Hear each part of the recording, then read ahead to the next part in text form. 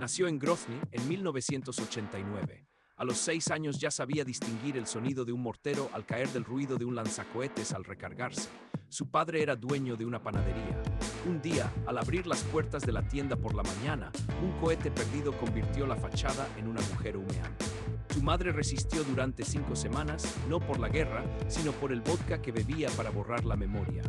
Los siguientes 3 años los pasé en un campo de desplazados en la frontera con Georgia, un lugar que apestaba a abandono y desesperanza. A los 9 años ya había aprendido la lección más importante de la vida. El mundo funciona con potencia de fuego y quienes lo controlan nunca duermen en tiendas como esas. La supervivencia dependía de ser útil. El campamento estaba lleno de organizaciones no gubernamentales, todas ellas necesitadas de alguien que hablara el idioma local. Aprendió inglés de un compañero de trabajo irlandés y de un responsable de logística suizo. A los 14 años ya estaba a cargo de la red de suministro no oficial del campo, controlando las raciones, gestionando los envíos de combustible y sabiendo exactamente qué camión traía qué y cuándo llegaría. Tenía talento para los sistemas. Identificó fallas en las cadenas de suministro tan fácilmente como otros niños reconocieron los dulces en los estantes. Un hombre mayor se dio cuenta de esto. No llevaba placa ni portapapeles. Trabajé para personas que transportaban cosas que nunca aparecieron en ningún manifiesto. Se llamaba Sergei, un intermediario con contactos en aduanas de 12 países. Lo llevó a un café en Tbilisi, donde la máquina de café expreso todavía tenía agujeros de bala en el metal. «Aquí te estás pudriendo», dijo, mientras contaba bolsas de arroz para la gente que llenaba informes que nadie leía. Explicó que se ganaba mucho dinero transportando carga real, no ayuda humanitaria, productos, entregas a compradores en lugares que no existían en ninguna ruta comercial. El pago fue 15 veces mayor que el ofrecido por la ONU. Tenía 16 años. Dije que sí. No preguntó por qué las cajas estaban soldadas entre sí. Los primeros años fueron, técnicamente, limpios. Tejidos para Azerbaiyán, equipos agrícolas para Tayikistán, generadores para Sudán del Sur. Pero pronto comprendió que el verdadero juego no estaba en la carga, sino en el papeleo. Facturas comerciales, certificados de origen, licencias fitosanitarias, documentos burocráticos que los guardias fronterizos examinaban durante 2 segundos antes de sellarlos y liberarlos. Aprendió que un contenedor etiquetado como bombas industriales podía contener casi cualquier cosa, siempre y cuando los sellos parecieran oficiales y las firmas fueran convincentes. Registró su primera empresa fantasma en Malta, que solo existía como una placa de latón en una puerta y una máquina de fax a la que nadie contestaba. A los 21 años, ya había borrado sus huellas de todas las bases de datos importantes. El primer trabajo sucio llegó disfrazado de favor.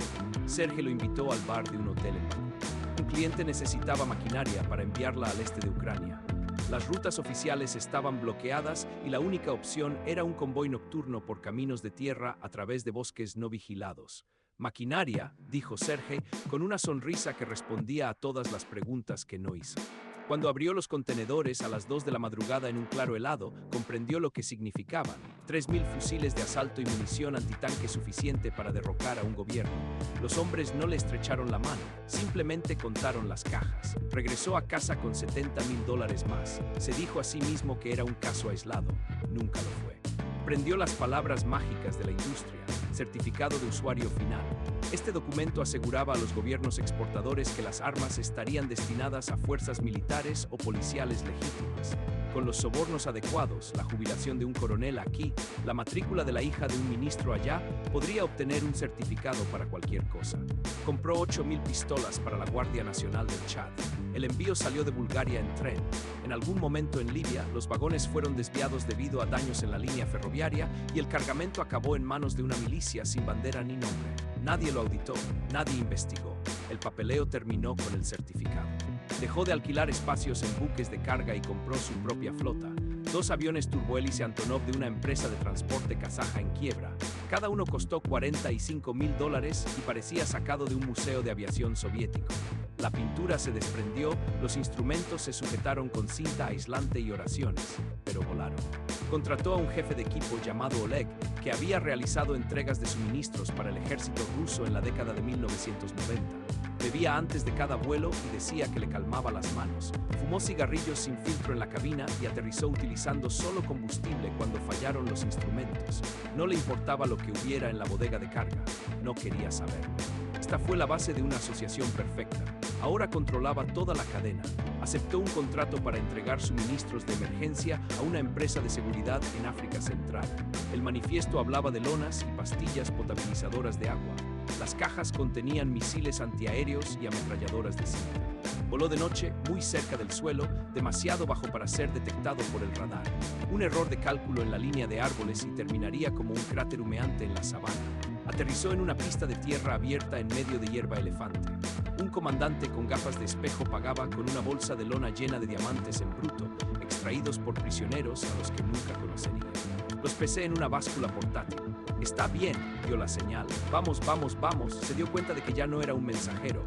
Fue el oxígeno lo que mantuvo vivas esas guerras. Sin él pelearían con machetes. Con él tenían morteros y artillería. Se sintió poderoso.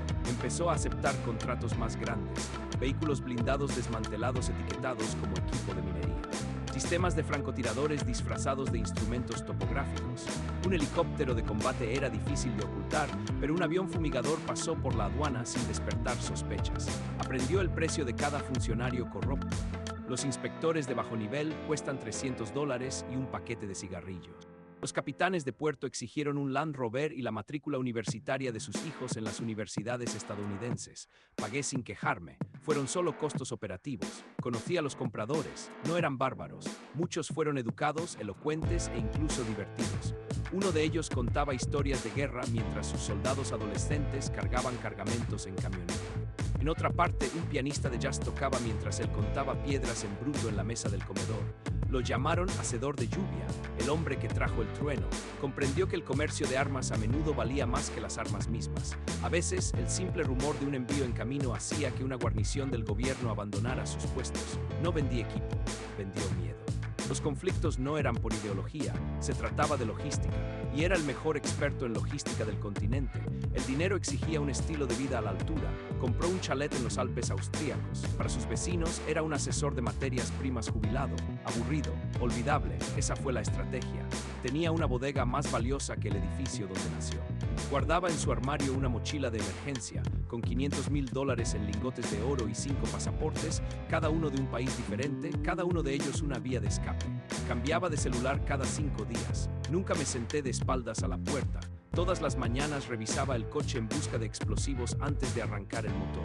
Esto ya era parte de la rutina. Era simplemente el costo de hacer negocios, el arte de mantenerse con vida. Intentas construir algo que parezca normalidad, una novia que cree que trabajas en importación y exportación, lo cual técnicamente no es mentira, un gato, un atigrado gris que duerme sobre su pecho todas las noches. En parte, incluso vives con vecinos que hablan sobre las condiciones del esquí y los valores de las propiedades, pero nunca dejas de mirar. Cada vehículo que permanece estacionado demasiado tiempo cerca de su casa se convierte en una evaluación de riesgos. Cada extraño que mantiene contacto visual durante un segundo más se convierte en un problema potencial. Sonríes, sirves champán, comentas el tiempo mientras trazas rutas de escape con el rabillo del ojo. El chalet no es una casa, es una jaula dorada con un aislamiento térmico impecable y una línea de visión despejada hacia el bosque. Todo cambia cuando aparecen los servicios de inteligencia. Se organiza una reunión en un club privado de Zurich. El hombre frente a él parece un maestro jubilado. Cardigan, gafas para leer, voz suave, manos delicadas. Trabaja para el BND. Estamos monitoreando sus operaciones, dice con calma. Somalia, Myanmar, Congo Oriental. Desliza una carpeta gruesa sobre la mesa. Fotos de vigilancia de sus aviones. Imágenes de satélite de sus pistas de aterrizaje. Transcripciones de llamadas que creía que estaban cifradas. Podemos hacer desaparecer este expediente, dice, o podemos hacerte desaparecer a ti. Es tu elección. Hay una tercera vía. Trabajas para ellos ahora. Conviértase en un experto en trata sancionada por el gobierno. No se puede ver a las naciones armando a los insurgentes. Esta es una pesadilla diplomática y un desastre de relaciones públicas. Pero pueden contratar a un operador con una negación plausible. El dinero fluye desde un ministerio de defensa hacia una empresa fantasma en las Islas Caimán. Esta empresa compra excedentes de armas en un almacén en Moldavia. Sus aviones transportan la carga a un ejercicio militar conjunto en Turquía, donde desaparece del inventario y de alguna manera cruza la frontera hacia una zona de guerra. Acaba de cometer 23 delitos en 9 jurisdicciones diferentes. Pero los crímenes no son crímenes cuando los gobiernos son los clientes. Estas son iniciativas estratégicas. Eres un activo atado. La agencia no pregunta, ella ordena. Vuela aquí, entrégalo, no hagas preguntas. Eres demasiado valioso para ser eliminado y demasiado informado para ser liberado. Sabe que gobiernos armaron en secreto a que facciones rebeldes. Sabes que generales aceptaron sobornos y cuánto costaron. Sabes dónde están las fosas comunes porque enviaste las municiones que las llenaron. Cada servicio de inteligencia del planeta tiene una carpeta gruesa con su nombre. La mitad quiere demandarlo, la otra mitad quiere contratarte. A veces es la misma agencia, dependiendo de quién ganó las últimas elecciones. El colapso comienza con un alto el fuego. Una guerra que has estado alimentando durante 8 años termina repentinamente. Los presidentes se dan la mano en una cumbre. Los diplomáticos toman champán. El mundo aplaude, pero los acuerdos de paz crean complicaciones, específicamente personas que saben demasiado. Recibe un mensaje cifrado de su contacto. La situación está evolucionando, necesitamos reunirnos. El bar de un hotel en Praga parece agotado como si no hubiera dormido en días. Nuevo gobierno, dice. Están lanzando una campaña anticorrupción, necesitan un rostro para las cámaras. No necesita dar explicaciones, eres la cara. El mercader de la muerte lo pueden exhibir como trofeo. Desapareces durante 8 meses rota entre escondites. Ya sean raíces, ya sea humo, ya sea tinta, ya sea carne molida, queme pasaportes y compre otros nuevos. No confíes en nadie, duerme en turnos de 2 horas, mantiene una pistola en su cadera en todo momento, pero lo encuentra, siempre lo encuentra. En una sala de embarque de Chipre, la misma isla donde registró su primera empresa fantasma 18 años antes. Hay una simetría en esto. Hombres con equipo táctico invaden la terminal, te tiran al suelo, te esposan y te meten en una furgoneta. Los medios lo llaman el mercader de la muerte. No mencionan que el gobierno que lo arrestó era su mejor cliente. El juicio es teatro. El veredicto ya estaba escrito incluso antes de los alegatos iniciales. Lo condenan a 35 años de prisión de máxima seguridad, aislamiento, sin visitas, sin llamadas. No eres un prisionero, es un archivo. No te están castigando, te están protegiendo. Sabe demasiado como para ser liberado. Cada día es idéntico. Muros de hormigón, luces fluorescentes que nunca se apagan. Una bandeja sale por una abertura 3 veces al día. Sueñas con las guerras que alimentaste, con los rostros de los niños soldados que armaste, con las aldeas borradas porque entregaste la potencia de fuego. Las pesadillas son sus únicos compañeros de celda ahora, pero esta es la verdad sobre los traficantes de armas. Nunca dejas de ser útil. 12 años después lo visita un diplomático. Se está negociando un intercambio de prisioneros. Rusia te quiere de vuelta. Estados Unidos quiere a alguien más. Tu moneda de cambio ahora, un peón en el tablero de alguien. Te llevan en avión a Moscú donde te liberan oficialmente, pero te vigilan extraoficialmente las 24 horas del día. Vives en un apartamento designado por el FSB. Cada semana aparece un contacto. Ya no está encarcelado, pero tampoco es libre.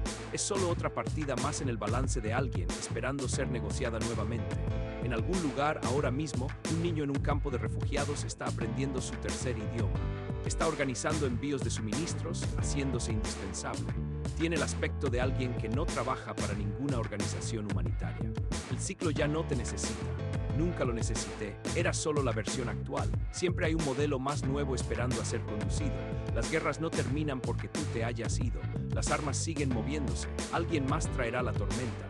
Alguien más será el mago. La máquina funciona con sangre y papeleo y nunca falta ninguno de los